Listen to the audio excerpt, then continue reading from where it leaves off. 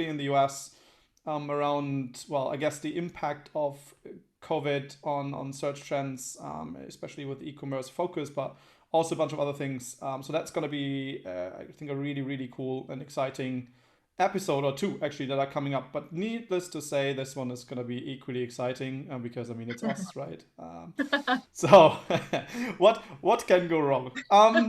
Yeah. So as I said, we pre-collected a bunch of questions. Some are internal questions that kind of we asked our team in regards to what they think is worthwhile discussing and or questions that they have. Secondly, we also from some previous episodes we pre-collected questions there as well. But I think what you guys can also do, and we would be happy to do that on whatever channel you're watching from. So that could be again Facebook, that could be Twitter, YouTube, or Twitch.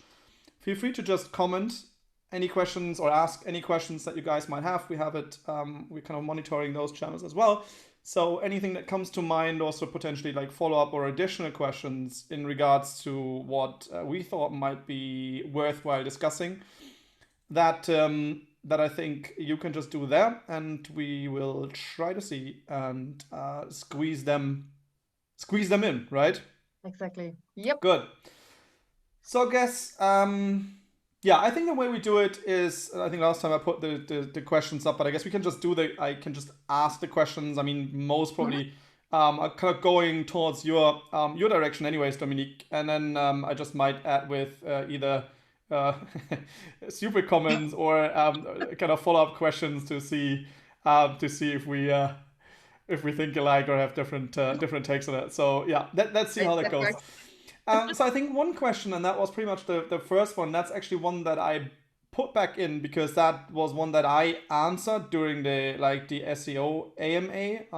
Hmm. Is the question that came up was like, how did Peak A's react towards COVID-19 in terms of content campaigns? So how, and I think it's a relatively broad question, but like Yep. maybe you can share just some of the things that you guys have been doing in the team, potentially because I would say, just give it more context, potentially because maybe coverage is harder to get, or those types of things. So like what did you guys do, maybe in also different phases? I don't know how you want to take it, but Hmm. what did you do in terms of to adjust with the different, like the different I would say normal or new normal that we're currently seeing Hmm. in regards to our campaign? So what did you guys need to do? Yeah, I think yeah, for the beginning, for the first 1 or 2 weeks, where we had the most like question marks above Mm-hmm. our heads, the first steps were to check and evaluate all the existing content and editorial plans which we had at this point for our clients. So checking what kind of content do we have in the pipeline, if it's like short-term content or long-term content campaigns, and checking, okay, what kind of content campaigns are planned, which kind of topics, which kind of formats, which kind of target audiences, checking, okay, where are we at the moment and Yeah. what kind of content should we maybe shift or postpone. So this was the very first step. Then, of course, getting into communication with our clients. So what's the status quo at the moment? What should we focus on? Do we maybe should shift from long-term content over to like shorter communication via different channels like social media, Facebook and Insta stories, content like this, and push back any kind of like large campaigns, let's say. Mm-hmm. Then the second step for us was to get in touch with our target media. So get in touch with journalists and ask them, okay, what is going on in your media outlets? Are you still do you have the same response like we used to have at the moment? Or who can we get in touch with at the moment? What kind of content do you cover at the moment? So how is it affecting like our media outlets where we are in contact with? So this was also super relevant for us because we have a huge network, and I mean, when we continue to create content and didn't have the chance to get or push our content into the media, it doesn't make any sense, right? Yeah. So this was for super relevant to understand also the effect or the effects on the publishing site. Right. So this was huge for us to understand. Did you see, by the way, just a quick in-between question, did you see like any major or significant differences like geographically? You mean, yeah. I mean, in terms of the response, right? So I would like Yeah. imagine some countries or like geographical regions obviously being more affected than others. Most Yeah. also might have responded differently. Was that the case, or how did it like? Yeah, it was definitely the case. So what we've seen during the first weeks was that France, Italy, Germany, Austria, Switzerland, the response rate was so low, which we never experienced before. So not that it was super hard to get any kind of coverage, but also getting any kind of responses there. Yeah. We saw it differently in the UK, actually. Okay. So in the UK, it was exactly the opposite, I would say. So it was even easier to get any kind of content published in the media over there, because we had the impression that journalists were super happy to get any kind of content because they didn't have like any kind of time for create right. Okay. editorial stuff. Interesting though that it was that significant there, right? I mean, yes, it was really significant. We were super surprised. So we didn't have that much content campaigns in the UK during that time, but also with like a few campaigns, we saw like massive differences over there. Yeah. So where the other case in Germany, it's more like, no, I don't have time to write an article about any kind of entertaining campaigns or anything which is not in the case of Corona and numbers and everything around this topic. So German journalists were exactly. Did you also have to go back in terms of like the so I think understanding around communication and obviously like what's going to be picked up and whatnot makes total sense. Did you also go kind of in revert in terms of potential like formats that you had planned, and if so, why? Or was did that kind of what that remained the same, or how did you go on that one? Yeah, you pushed back a lot. So where bigger campaigns were planned, like huge interactive landing pages, interactive content pieces, where we were not sure how the situation will change during the next weeks, we said, okay, please let's postpone that, because the topic is still relevant at the end of the year or during summer or after summer. Please let's create content now, which is really short, in the short term, like a short-term tactic, where we just need to create it for 3-4 days to have content online and to still get in touch with our target media, but also with our target audience over there. So we have shifted a lot of content formats, so more over to short-term tactics, let's say. And also for topics, of course. So we experienced one example. We planned like in March a bigger content campaign around should be something like an interactive landing page, like a holistic interactive landing page around travel in Europe, and like data and traveling trends in Europe and everything around this. So like a huge landing page. And then of course Corona came and it was like, okay, maybe it's not the best time for that, because I mean potentially not anyways, and nobody would be interested in it couldn't be the best topic to get any kind of coverage. So we postponed that, and now we are rethinking the campaign or the strategy over there, since I mean, at least in Germany, the situation is changing and people start to get, or hotels still open again from end of May or June, which means we are able now, and of course that would mean that the relevance of traveling within Germany or in Germany is even bigger than before. Yeah, exactly. There's a trend to kind of potential trend towards obviously more domestic travel, right? I mean, that's certainly one of the things. Yeah, that makes total sense. Exactly. So what we did is, of course, taking everything a bit from the beginning. So using the same framework which we planned to have, but having some kind of new keyword researches and content creation, and focus the topic more into like travel trends in Germany, where should we go and stuff like that. So this is how we face that situation, for example. Yeah, understood. Any other tips that you can share in that regard? I mean, was there anything else that was like really this? I mean, we didn't, or maybe also stuff that where he was like, well, I didn't consider that in the beginning, but I mean, this kind of happened like during when you changed things. Is there anything else that you think is worth sharing? I mean, I think last week we also touched a bit on this, based on this article, I believe it was from Content Marketing Institute, where I think you said that the kind of potentially revised, changed overall strategy is necessary. I mean, I think that totally makes sense. But was there anything else? I mean, potential stuff that's not as obvious that you could think of, or was that pretty much it? So comms, planning, formats, topic adjustments. I guess that's what you covered now. Yeah, I think that's basically it. So I think it's, depending on which kind of goals you have, but if you're trying to get any kind of content or content coverage in media, get in touch with your network, get in touch with journalists, understand their needs, because of course they don't have time, but they never have time, but understand what is valuable for them at the moment. But the same for your audience, right? So if it's B2B or B2C, get in touch with them, ask them what kind of needs they have, what they want to see at the moment. So work more with your target audience at the moment than even before, I would say, to create the right content over there. Yeah. Okay. Just a quick in between kind of housekeeping note before we move to the next question, I suppose. I mean, of course, feel free to ask questions also in German, right? Don't be shy. We translate. Totally That's fine. totally fine.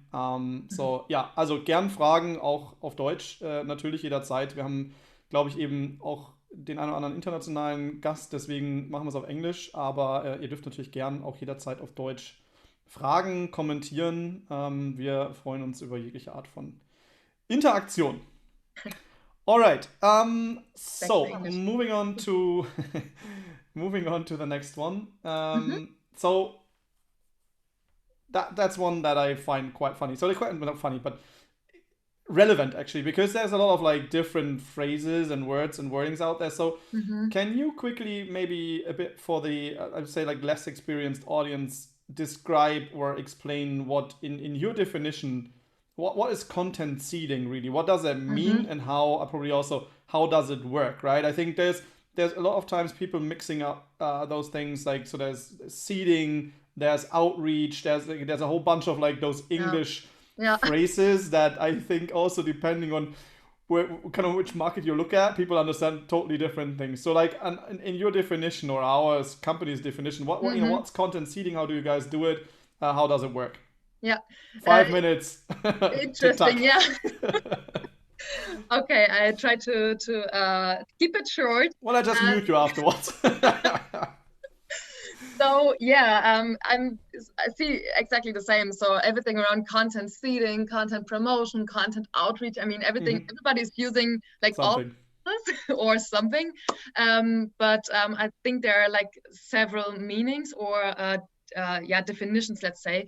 I would say in general, you have like so you are producing content. This is the first part of content marketing, or having the analysis, producing the content, and then you want to promote it, right? Depending on, of course, which kind of KPIs and goals you have, but you want to go out with the content because you never know, or it makes no sense to have it like there on your website and wait for customers or clients. So you need to promote your content, and you can promote it via several ways. And the promotion part of the content is the same like content seeding, but you can do that with several channels, with several ways and whatever. So and the difference over there is like the content seeding is the promotion part in general, and then we have content outreach. Outreach means you get in touch like a one-on-one situation with your target media, let's say, or with a journalist, with webmasters and whoever. So getting in touch with them via email, getting in touch via telephone or whatever, and give them your content in order to get any kind of media coverage or backlinks or whatever you are aiming for. Right. And then we have also a second or another way of promoting your content via any kind of native ads, social ads. I mean, also here, depending on the content, but if you're aiming for having a holistic landing page and you want to earn like backlinks and coverage and interaction, but also like traffic, because you have maybe a lead form or whatever, it makes totally sense to go out with native ads, social ads via LinkedIn, Facebook. I think it's probably one of the topics that we'll be kind of touching on next week as well, right? So when we're going to kind of talk with Paul on like the social side of things, I suppose. if you want to do it thoroughly, I would imagine that that should be part of a strategy as well. Yeah. Definitely. So yeah, so this is the whole bunch of tactics you can use in the field of content seeding, Yeah. and also therefore you need a strategy for your content promotion or content seeding part. So depending on what do you want or what we want to achieve, deciding on, do we only do it via content outreach or also via I don't know, paid ads, native ads, or whatever. Yeah. Exactly. So this is how you can differentiate those phrases. Understood. No, that was less than 5 minutes. Fantastic. There we go. See? Yes. All right. So the next question is, I think that's one that's really really interesting. I think probably more coming, I would say, from the performance side of things, or maybe like I'd say from the performance marketer, I would suppose. So question is, how can you test in content marketing, right? So what do you typically test, and how does it work?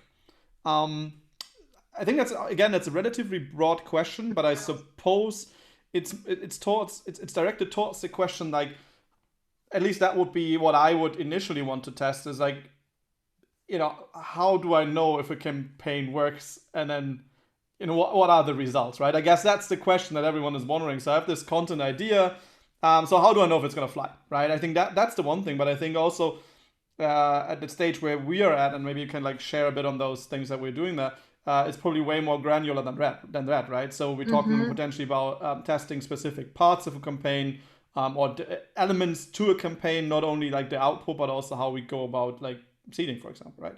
Exactly. So yeah, what are your tips on testing, or thoughts around testing? What would you do if you start out, and probably what would you do if you kind of are a bit, I'd say, like more on the advanced side of content creation, content promotion? What would you test? Yeah, you're absolutely right. That's a very broad question, and there's a lot to test, depending on which stage of the campaign you are. Yeah. I would say starting very at the beginning to test, or to see what kind of potential do you have, because I think many people do the mistake of creating content after a great idea or after a creative idea. They have like creative topics in their mind and say, okay, that's a great idea, it's super creative, let's start with it and see what kind of results we achieve. But I mean, I would say it's the most important things is to have like the status quo analysis before you try to create any kind of content campaign. So try create any kind of content gaps at the very beginning. So understand your competitive landscape, I would say, right?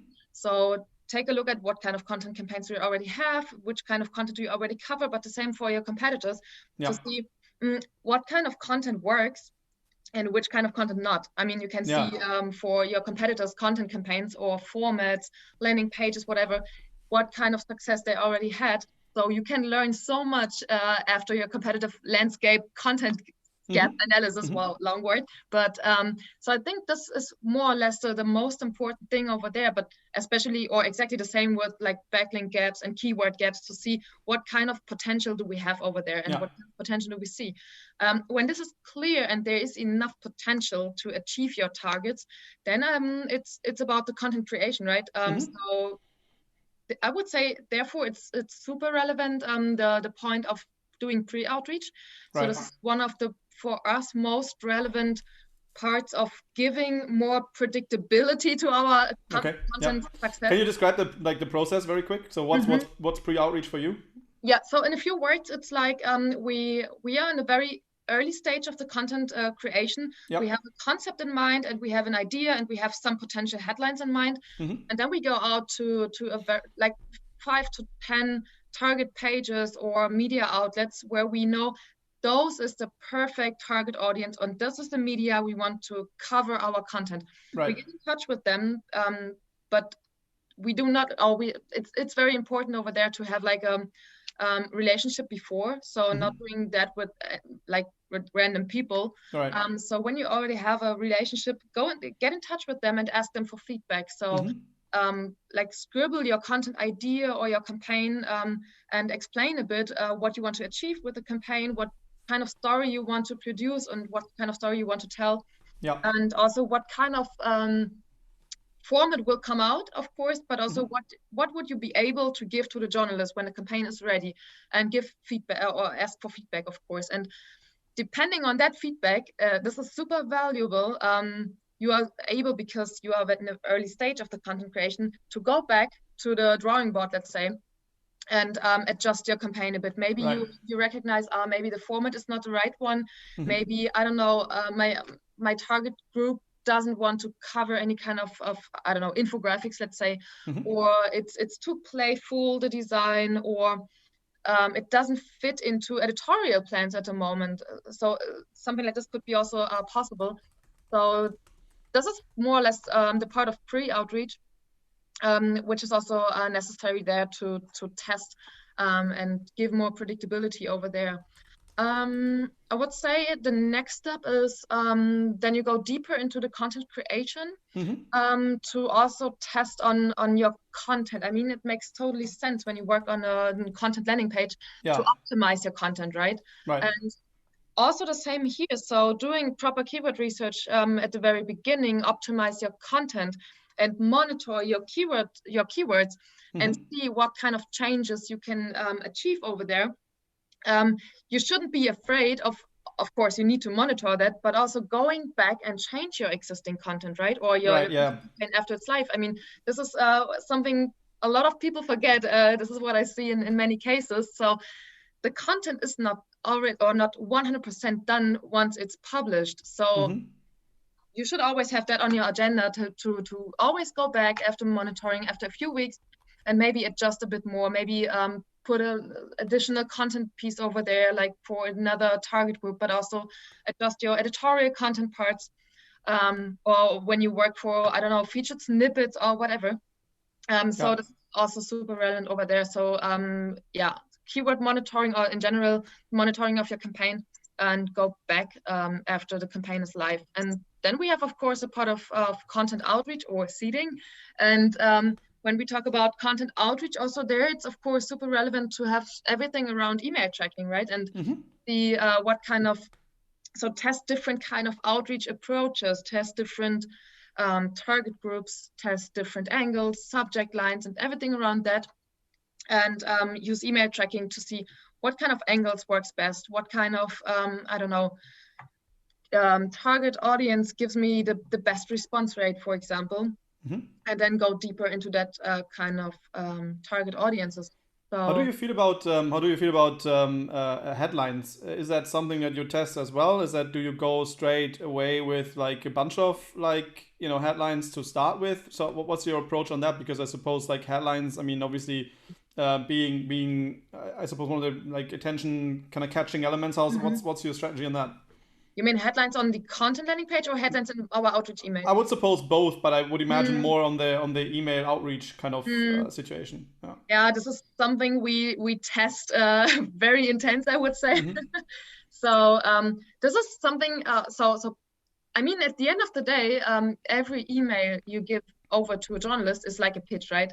Yeah. And so this is why I always tell my content marketing managers, please do your homework and understand the website you want to get in touch with, and understand the target audience needs. So understand what kind of content are they covering, what is the tonality of their content pieces, or I don't know, not campaigns, but like editorial texts.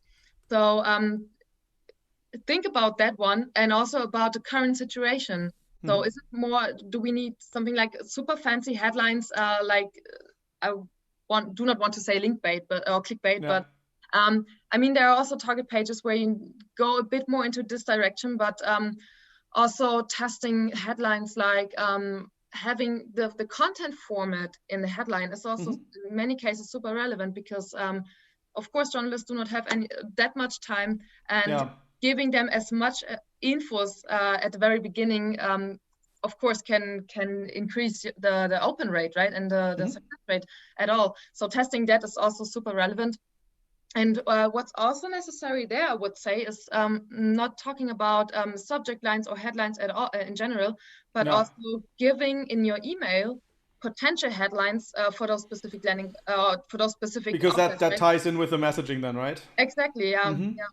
So offer also like what raw data about your content campaign, or different kind of angles, or also explain to the journalist or to the webmaster why this content is also super relevant for the target group of the website, right? Yeah. So, and this is something you can do with giving like angles or headlines via your outreach.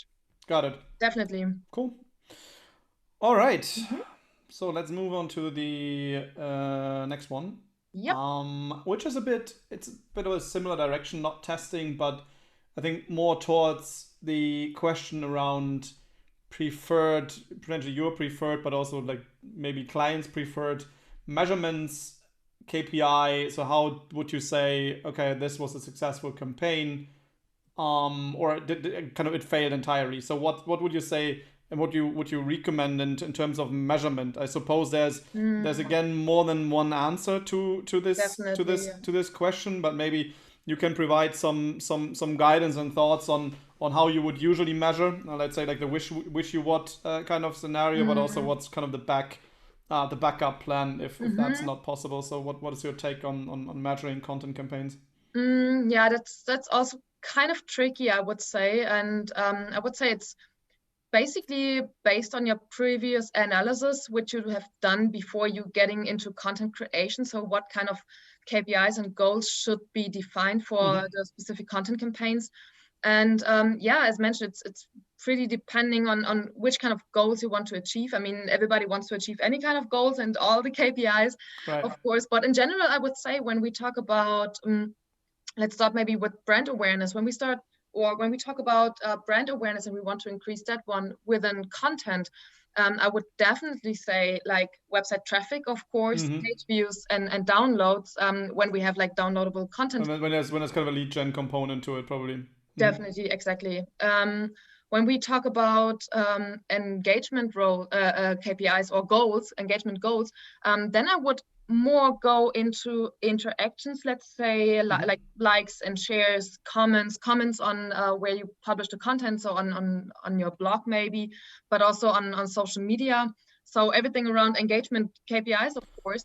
Potentially also like if you have like interactive campaigns, I recall we do a lot of like this kind of like, so having analytics into them, like in the kind of the framed content pieces, so to say, that we have like click tracking or heat maps or those types of things. I would imagine that's also something, because I mean, at the end of the day, if we talk about reach campaigns, that's also something that needs to be there, right? Yeah, definitely. Yeah. So and like if we, I think the I have to see, but I think the other question was actually kind of, well, it's not this one, but there was another question. Maybe we can do this somewhat in between, which was around like measuring links. I believe was the question somewhere that we had as well on the list. So when we talk about links, I mean, is that still a good indicator to kind of measure content campaigns, or would you say, well, maybe not anymore, or like in kind of what situations would you look at links rather than something else, I suppose? Yeah, I mean, half. So if links are still good enough or still good enough indicator, also they're depending, of course. But yeah, we have a lot of cases where we did any kind of keyword gaps and backlink gaps beforehand, before we started the content campaign, where we saw like a massive boost for the websites after gaining some high quality backlinks, right? So, but I would say at the end of the day, so achieving or generating high quality backlinks is always a good signal and always a good part of the KPI set. But I think with content is way more than just achieving backlinks. This is just the part, because when you create good content campaigns, you can earn so much more, let's say, not only backlinks, right? So like the higher indicator then again would be more into like traffic, or potentially even at the end of the day like kind of an ROI measurement of like, I don't know, as you said, leads that come in, or existing transactions and whatnot. Okay. Definitely. Fair So enough. I would always go for more integrated campaigns. So if it's work closely with your PR agency or PR department to also get the brand into the media, get some brand coverage, but also when we talk about branded traffic, so it's also makes totally sense to work close with your PR. Right. But also it's also about optimizing existing content, get and work on your metadata. So you can break that down on so many sites, on an on-page and off-page site, right? Where it makes totally sense to see that kind of, the field of content marketing more integrated than just I want to achieve or earn some backlinks. Right. Okay. Fair enough. Yeah. Makes sense, I guess. Cool. So, maybe a quick one. So, what's the typical duration of a campaign? What would you recommend? What are maybe the parameters, right, to kind of define campaign duration? But I know otherwise you would just say it depends, as always. Of course. Of course. Yeah, I mean, in general, content marketing is a long-term strategy, right?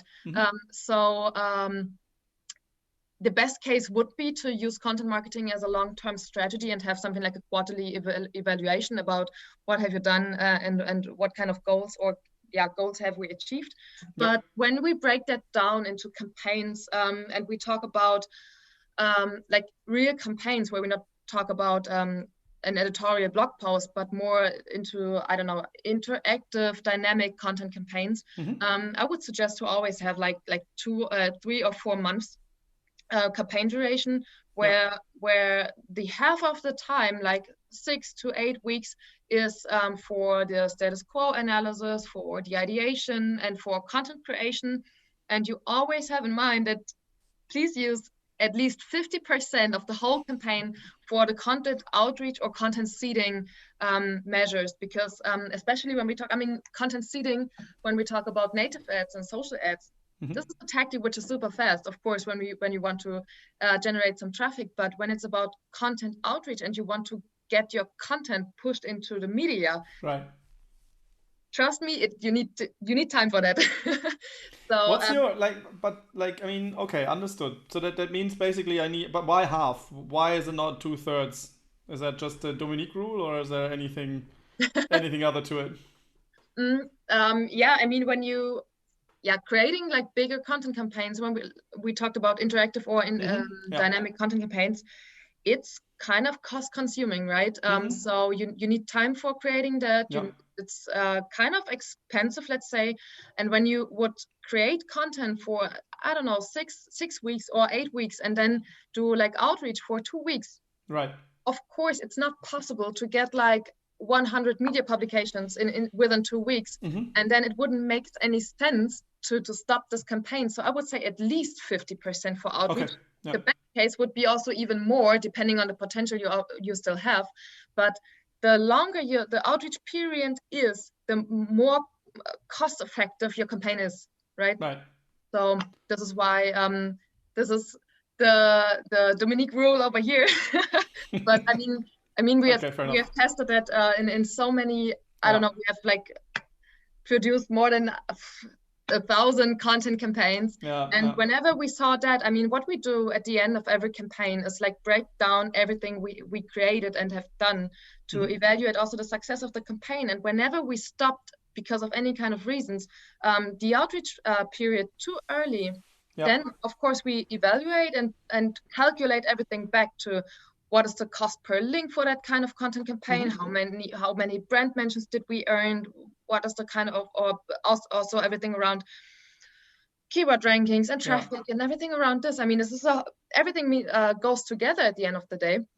And whenever we stopped after a few weeks, like 2, 3, or 4 weeks, the outreach, we saw that the cost efficiency was quite too low when compared to the bunch of, or the whole part of content creation, because they invest in the creating it properly. Obviously, like the research and whatnot, it was too high in comparison to. Okay, makes sense. Definitely, yeah.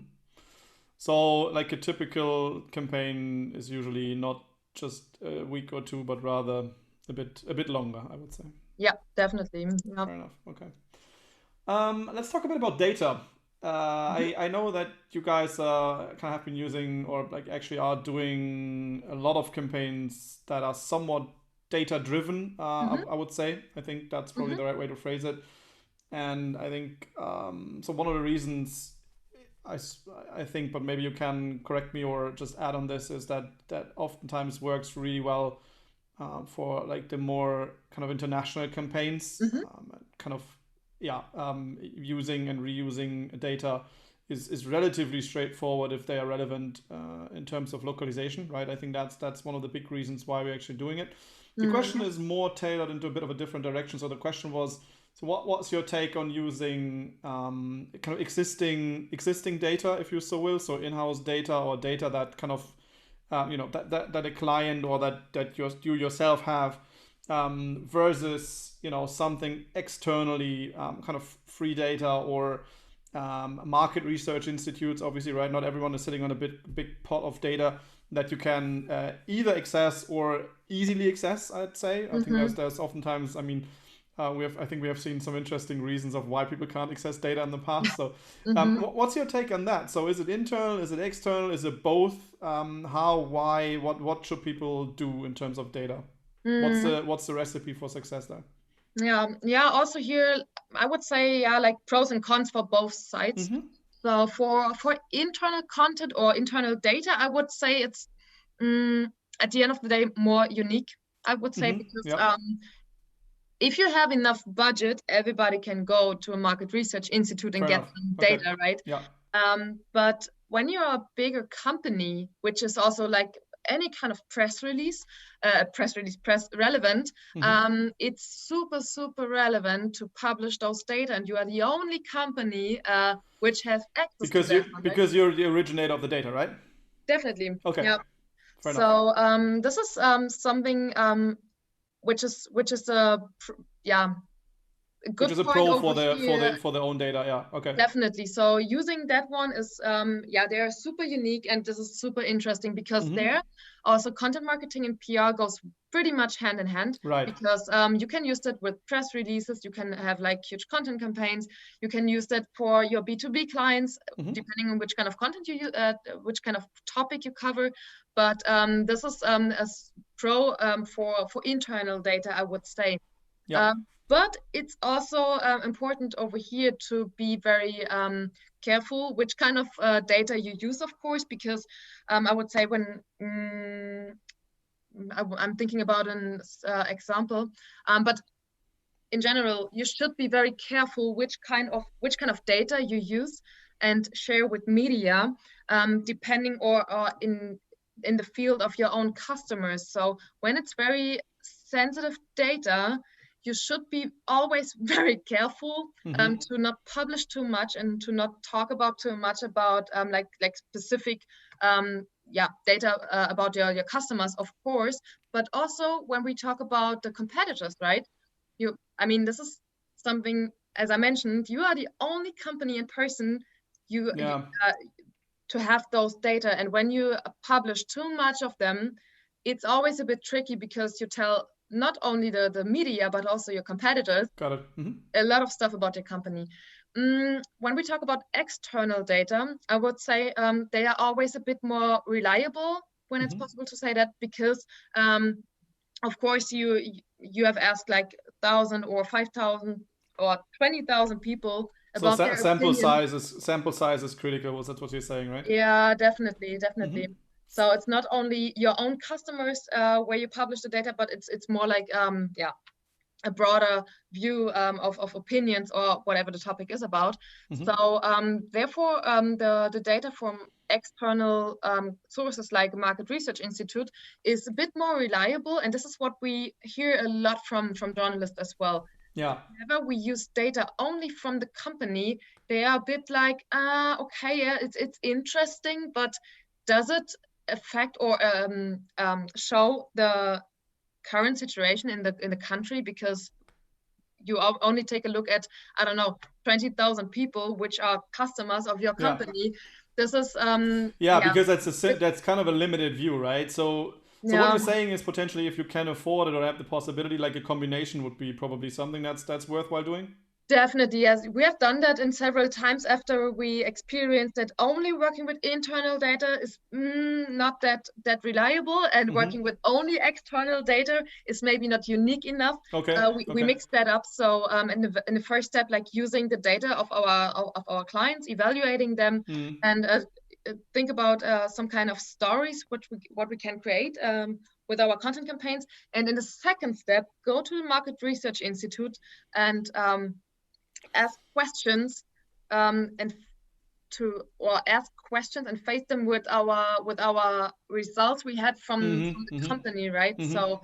So you use it to fine making tune them, and tweak the data, basically. yeah, Okay. definitely. So this is what we experienced as the most successful when we talk about like media coverage, because this is super unique and reliable, and gives a good overview about the country where we talk about, right? Yeah, I think that's basically it. I mean, when we talk about international campaigns, it's of course a bit easier when you are active in all those markets to use internal data, of course. because when you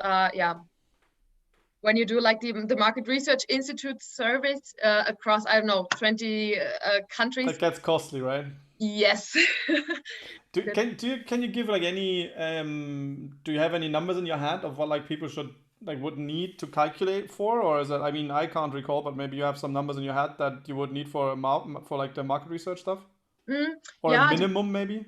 Yeah, minimum. I mean, it's super relevant there to or crucial to ask at least 1,000 people across the country where you want to talk about. Understood. And also during all kind of demographics. That's crucial over there. And when you want to have like 1,000 people and around 10 questions, you should plan with a minimum budget of 6,000 to 7,000 euros. Okay. For the market. But then I get also like the full data sets, right? So I can Definitely. like do whatever I want, and okay. Exactly. Yeah. Oh, cool. Okay. Great. Let's stay with the topic a bit, but kind of move on in terms of how you would present it. Is it because I think a lot of like discussion and kind of goes around the fact that, well, some people say, well, you need to brand all your content, right? Others say like, well, maybe not.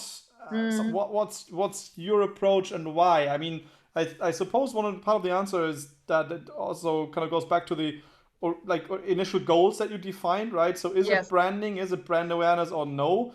But again, even then, I suppose there's pros and cons, and how, like, what should people do? Like, what's the right way to do it? Yeah, I mean, first of all, as you mentioned, depending on the goals and the kind of channels where you work on, when we, I would say the best case or the first rule of thumb is the better the image of your brand is, the more branded your content can be. Okay.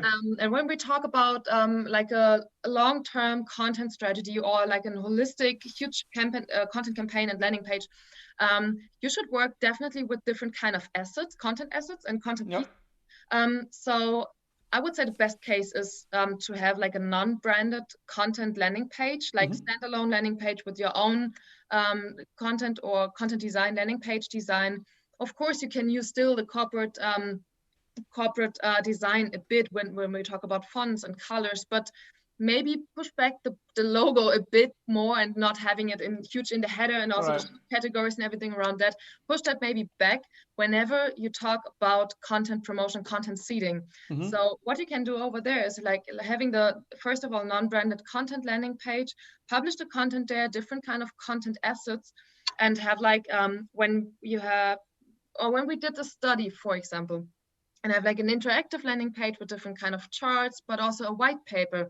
You can brand the white paper, but not at the front page maybe, but at the imprint at the end of the white paper, because this is something journalists are looking for. Who's the publisher of that kind of white paper? This is super relevant over there. When we also talk about infographics, where you assume that other or external target pages embed those infographics, I would be very careful to have that too much branded, because whenever you have two branded content assets, the most webmasters or journalists are more like, okay, that's a bit too advertorial. There's a pushback then because it's too branded. Okay.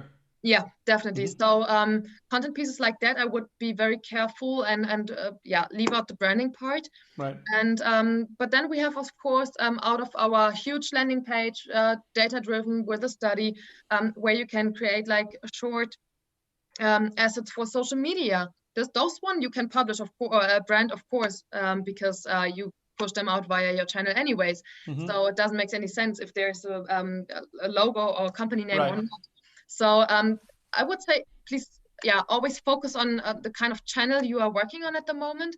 And what's also super possible is like when the phase of outreach is done and closed, and you will not touch that anymore in terms of outreach, you can have the branding over there afterwards, right? Because the best case would be when the outreach stage is done, that you have like the best organic rankings you ever dreamed of, and you will get your users also via organic search. Then it makes totally sense to have a branding afterwards, right? Right. Okay. Yeah.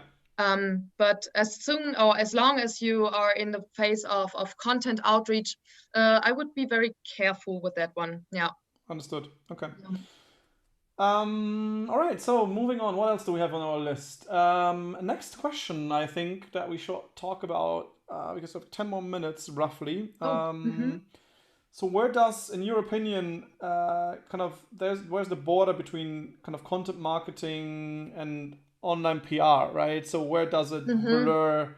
What's your take on this? So is it gonna be all the same? Should it go hand in hand? Is it entirely different? What's your take?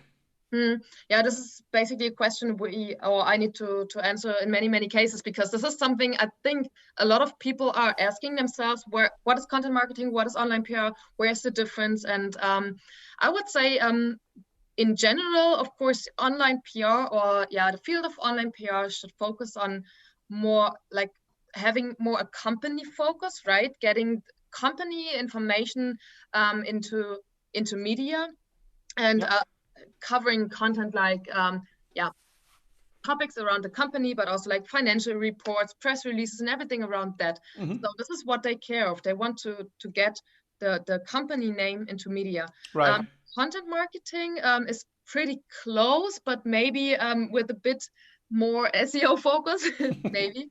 with a bit, maybe, yeah. I mean, I guess for us a bit more, but yeah, definitely. So so the best case, of course, is having or going online PR and content marketing hand in hand, right? And I think that we have, whenever we work with bigger companies which have their own online PR or PR in general department, and we talk about content promotion, we develop that in almost every case. We have like the same kind of target groups. So or the same kind of target media. So I think it's super relevant over there, or necessary to talk about, okay, who's in contact with which kind of target pages. So when the PR department is already in touch with, I don't know, 10% of all those target pages, go for it. Please publish the content there, because when it's like when there are the biggest media outlets in the specific country, we are totally fine to get the brand into the media, if it's with a backlink or not. We don't care. We want to have we want to have our story published over there. Yeah, you want the coverage, basically. Definitely. So and the overlap of target groups is pretty much, or pretty big in many cases, but in many cases also with different kind of stories. But in content marketing, with different kind of goals, let's say. So we have like the same approaches. We also get in touch with journalists. We publish like press releases. We have like a lot of same measures, but I would say only the KPIs are a bit different. But in a perfect world, of course, both go hand in hand, online PR and content marketing. Got it. So like synchronizing those two and get like into a working mode with them rather against them, whoever them is, right? It depends on the site, I suppose. Is super crucial, right? Yeah, definitely. Okay. And I mean, it's whenever you get in touch with the PR department or agency or whoever, they always know more about the company as you can ever have in, like, as a content marketing manager, right? So it makes just sense. The Yeah, PR is happy. it's worth having the info. Yeah. Definitely. Okay. So the PR is happy when the content marketing manager gets also the company into the media and press coverage, media coverage. And the content marketing manager is happy to get any kind of information about the company we're creating content about, and to get any kind of information about existing PR plans for the next month, let's say, to work as integrated as possible. Got it. Yeah. Cool. I think the perfect closing question actually, and maybe you can just like share a bunch of like tips, maybe your top 3, or I don't know how many you want to do. But like, so the question is, how can I ensure that my campaign will actually be successful, right? So I think we had some of the like measurement parts, bits of pieces, and testing. We mentioned some things, but like, so what are your recommendations? How would you say can people ensure that their efforts, because we said already, right? It's time and money that probably goes into like a concept, into potentially production. Getting this all done, getting it internally kind of signed off and whatnot. Like, how can I ensure that this actually works? What would you recommend? Well, okay, that's that's tricky. Okay, Come on. how much time do I have? Well, 5 minutes, so you can All right. do 3 All right. things, maybe. So I would say the first one of the most important things is that basically gets very close to the question we had before. Try to work as integrated as possible. So do not try to build any kind of borders between content marketing and SEO or editorial or PR, whatever, IT. Yep. Please try always to get everything on the same page at the very early beginning. So talk to IT, talk to the SEOs, talk to product managers, talk to PR. So to get as much information as possible, but to also explain what kind of goals and what kind of goals you have within your content strategy or your content campaigns, but also explain at the very beginning what you're planning to do. Because I mean, the bigger the company are, of course, the earlier everything must be planned, right? So when you are when you do not need any kind of IT resources for, I don't know, embedding your content landing page or whatever, and you ask like 1 week before, basically it will not gonna happen. So this is something I would say is crucial. So get everybody involved at the very beginning, I would say. Then the second one is the status quo analysis. This is what I've seen, or we touched on that a few minutes ago, what I've seen in many cases, and also with some of our clients, that they use content marketing for creating content just for the sake of creating content, right? So creating content and on, I don't know, blog posts and magazines, and everybody's happy that they have like super creative and good content. But I mean, at the end of the day, content marketing is not that cheap. So you need to invest money. If it's in-house or via an agency, you should always focus on the potential and what kind of goals you want to achieve, and what kind of measures there are. So the status quo analysis is crucial to also have like a proper roadmap. So whenever you start working with that, having like a content audit is a good start at the very beginning, of course. So check what kind of content you already have, what kind of target groups you have. Do you have any kind of personas? So what is your real target audience? Who you want to approach within your content? So if it's the bias media, the bias audience, but also the media audience. So this is super relevant, because I mean, when you create content and your target audience is not interested in the best keyword, you could have done the best keyword research or backlink gap, but when it's not about or for your content audience, your target audience, then the whole effort doesn't make sense. So everything around the status quo, so audiences, but also like potential, analyzing the potential within keyword gaps and keyword analysis, backlink gaps, checking potential target pages, understanding potential target pages is super important over there. And then a lot about testing, right? So we already touched on pre-outreach, doing pre-outreach to make sure that you have the right format and the right audience. Test your emails, do email work with email tracking, optimize the content after it's published. So do not be afraid to optimize afterwards. Keep track on that one. And yeah, I think that's basically it. Yeah, those are the top 3. The top 3, that works. Yes. Well done. Barely in time, but well done, I have to say. Cool, great. Thank you Cool. very much. I think that was a lot of insights. I guess that's a very compressed 1 hour with I think some really good stuff in here. Hope I think so. we covered a lot different things, pretty broad perspective, which I think is really helpful for everyone out there who's trying to kind of get their content marketing efforts in order. If not, feel free to email Dominique. She's happy about some more Yes.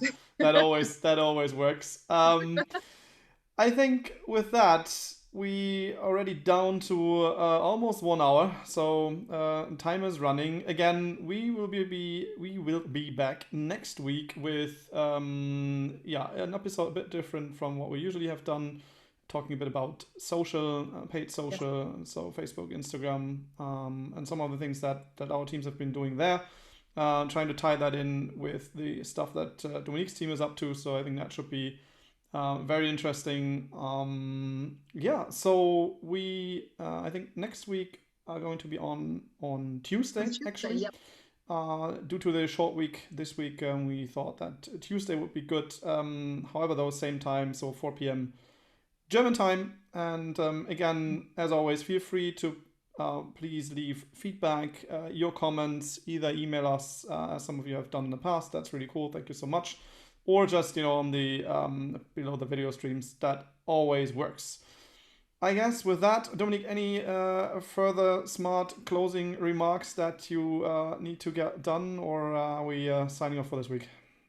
I think we already covered on the most important things. So Yeah. I think we leave it for that. Sounds like a plan. Yeah, we are happy That's it.